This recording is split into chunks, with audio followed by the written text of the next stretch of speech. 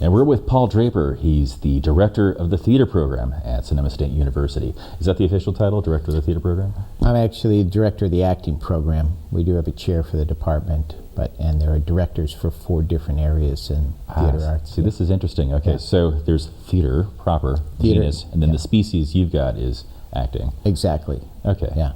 Theatrical acting, how does it differ from what we know now as film acting and that kind of thing? What has changed? Well, I think primarily is that the examples that young actors have of what is a good actor come from them watching film and television.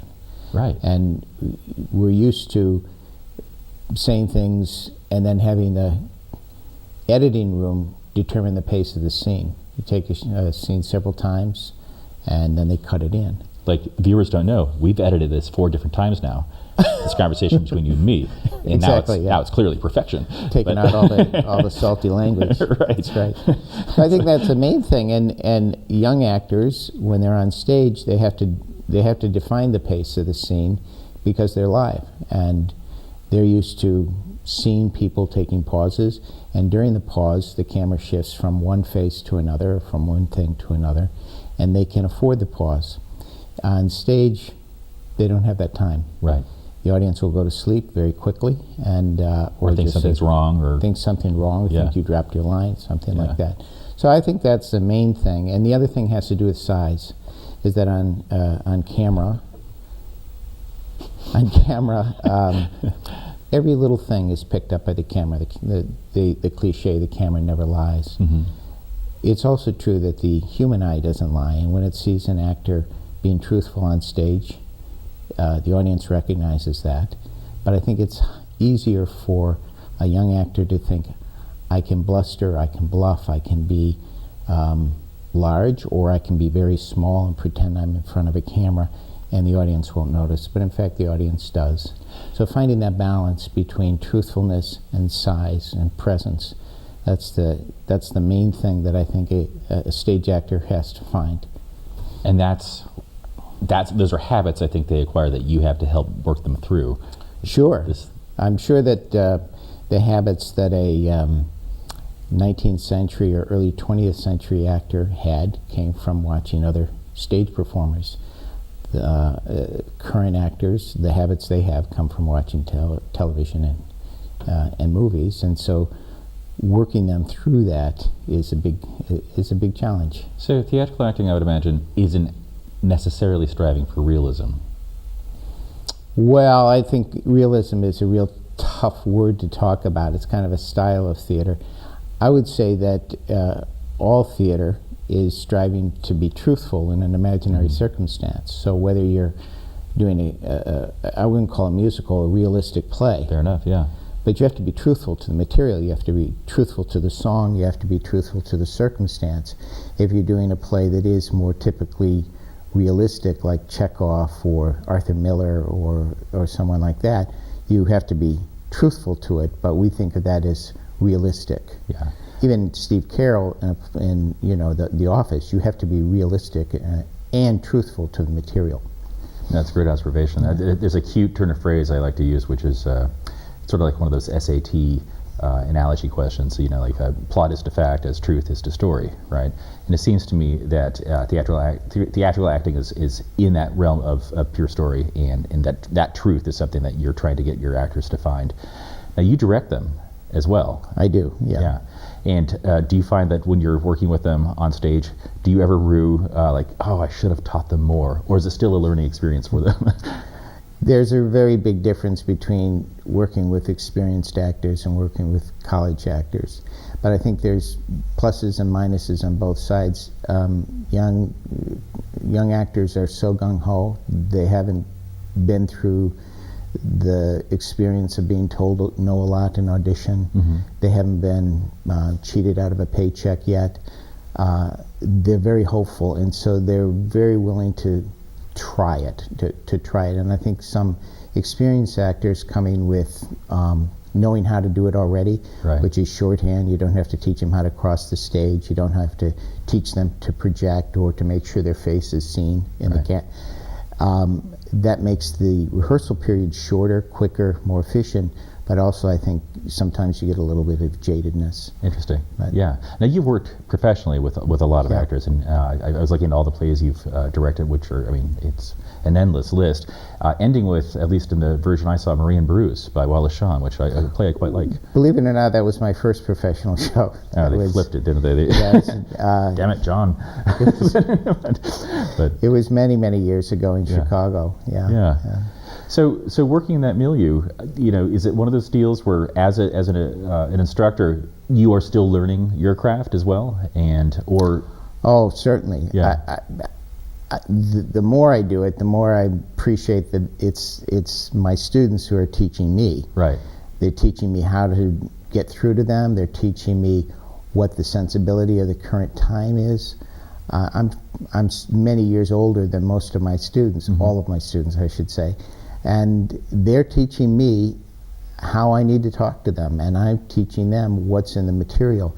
It's always got to be a conversation, and I think when I was younger, it was like, do it the way I wanted, but then I wouldn't get as satisfying a result. Right. If I say, this is the parameter, this is the game we're in, you find your way into it, they light up at that, they're like, you want my opinion? No, it's more than your opinion. It's your soul that needs to be in this, and I'm not your soul. You don't have a soul. Yeah, well, I've been in the business, so. Right. Yeah, I was going to say, in as much as your students are teaching you, should probably never tell that to the financial aid office. That would just screw the whole program up. That's man. right. Or they'll start charging me for my own classes. That's right. So in terms of like tapping students' awareness of what's contemporary and happening in theater, what have you learned from them? How has it changed since you went pro? Is theater that dynamic that it's always changing? Well, I think theater is a kind of, it is what it is. I mean, you have an audience out there, they're live, they're breathing, you have to respond to them in real time.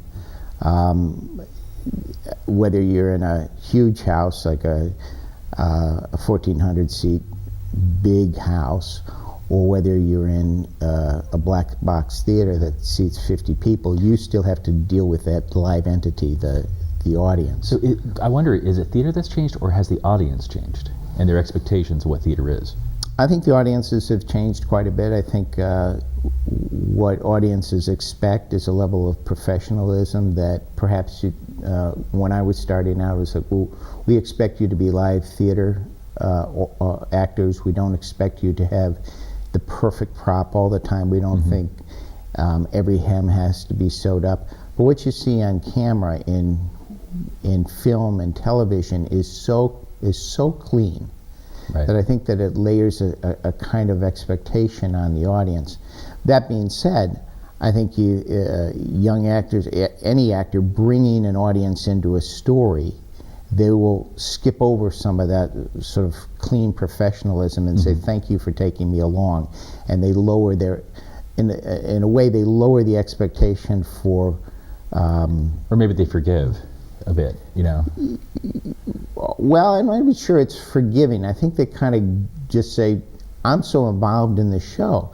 I was working on, we just closed a production of Hamlet, and someone in the prop department said, can it be this or can it be that? Can it be that? And I said, either is fine. I think the audience won't notice, and if they do, it won't make any difference because they're paying attention to the wrong thing. If they're paying attention to the actors and they're paying attention to the drama, they won't know whether the piece of paper is parchment or something out of a Xerox machine. In fact, it was something out of a Xerox machine, and no one said anything about it. That's great. Just fine. We're talking with Paul Draper. He's the director of the acting department at Sonoma State University, and we'll be right back.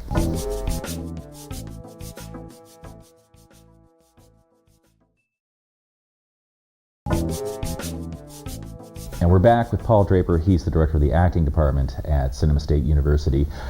We left off talking about where audiences, if they're paying attention to the right thing, they're not going to notice the wrong thing, be it photocopy, paper versus parchment or whatever.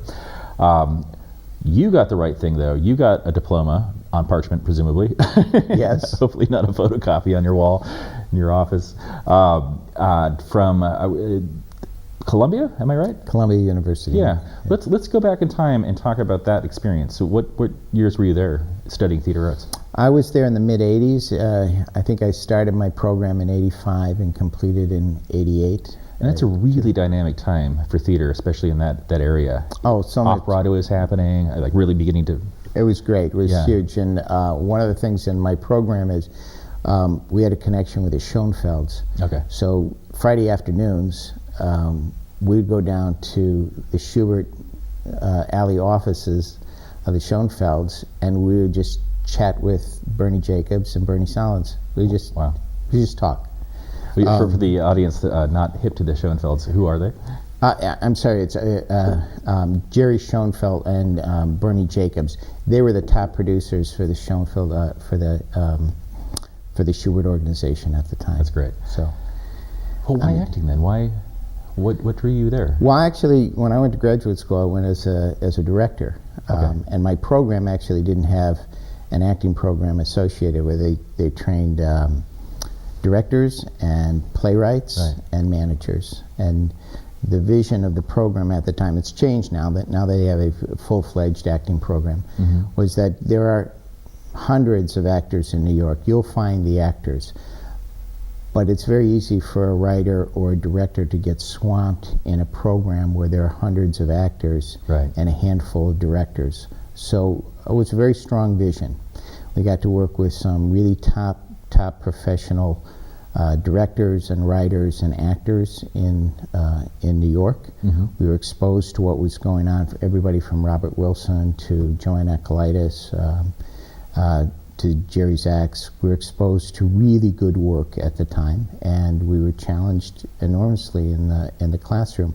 My second year project was to take a Shakespeare play. We had 1 hour. They said you can have 60 minutes, you can't have 61, and you can't have 59, essentially.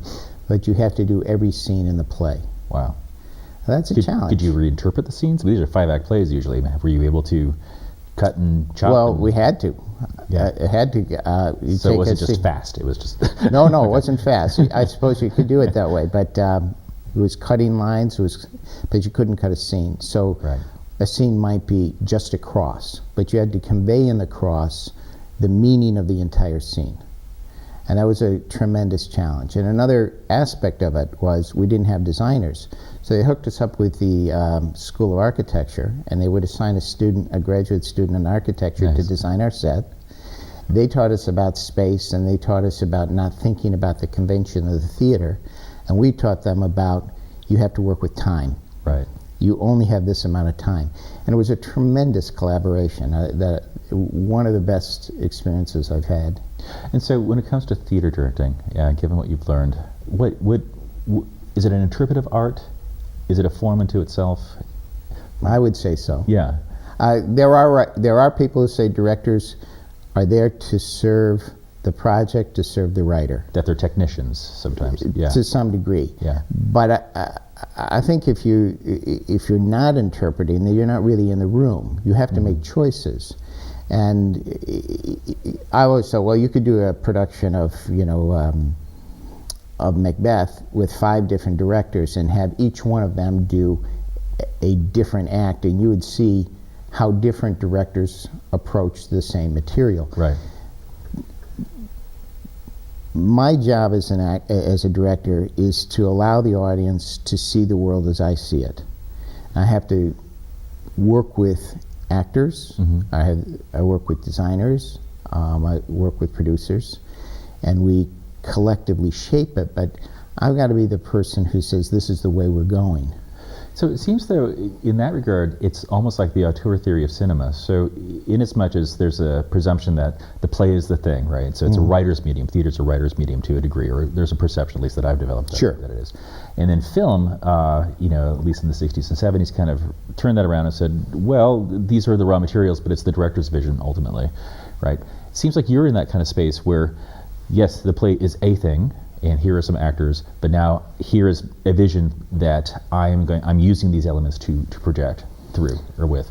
Well, I think if you're working with an old play where the playwright isn't around, you don't have access to that brain, right. that creativity. If you're working with a live writer who's in the room, you have certain obligations. They may now also have a brain, though. That happens. I've never met one like that.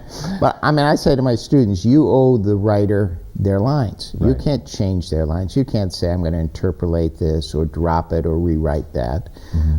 You owe them what they put into it. They've organized the material. They have something to say. They're trying to convey certain themes, and they're doing it with language. They're doing it with character. They're doing it with a lot of technique.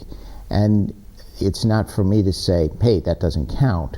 Right. Then I would be the writer. And I think that's the distinction between an auteur director, someone who essentially rewrites the material in their own image, someone I would call Joan Akalaitis an auteur director. I don't think I'm in that vein. But neither am I in the vein that says, I don't have any choices to make here. Right. I think that the director has to make choices and has to have an idea of what this production will be. And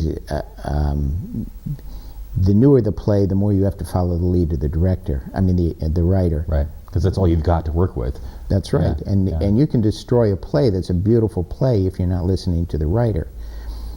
Down the road, after the play has had its life, maybe you say, well, there are other ways to do it. But, you know, Shakespeare will survive me, and even my productions of Shakespeare. There are no penal codes there, so I think you have a little more leeway when the writer is not around to complain. I think you have less leeway when you're working with a living, breathing playwright, and hopefully you have a good relationship with that playwright and are saying, what do you want to see here? And if you disagree or have a problem with that, you go out for a cup of coffee and say, could the scene work this way? Or could the scene work that way? Or there might be too much language, or there might be something that you want to say, but it doesn't feel fleshed out textually yet. And then that becomes a whole different kind of creative process there. It's a collaboration at that point. It's collaboration, yeah. Out of the living playwrights whose material you've worked with or otherwise, who do you admire right now? Who do I admire? That's what I thought. Now, of the living writers. Yeah. Well, I like Naomi Wallace a lot. Mm-hmm. There's we did a production of the Trestle at Poplar Creek a couple years ago, and I like that. You caught me off guard on that one. Yeah, no worries. To be honest with that. So. Hey, so back in Chicago, where you're from, we talked a little bit about that during the break. There was a real dynamic theater thing also happening in the 80s. I'm thinking Steppenwolf and that kind of stuff. Why New York versus Chicago? Well, when I went to Northwestern, and it's just natural to drift from Evanston down to Chicago and start getting work, and that's what I did. At a certain point, I realized that I much preferred being in rehearsal than I did being in a run of a show. That the creative work of working with others, of coming up with ideas, of working with a writer, seeing what's in the material, that was very satisfying to me. And also, I wanted to make all the choices. I didn't want to just like, I'll do the choices of this character. I wanted to have influence on the whole picture, and that meant that. And I used to argue with directors, and I realized that my arguing with directors was me saying, I want to be that. Yeah. And it was very unfair to the directors I was working with, and they let me know that I was not being fair to them. When I stepped back and said, I don't want to be an actor, I want to be a director. And when I started directing, and realized that that was the thing that was really driving me, then I could go back into a situation as an actor, and I had no problem with the director saying, could you try it this way? I just stopped fighting that. That's good. And I got to be a better actor, and I said, well, I better pursue my career, and I went off to New York to get a degree in directing.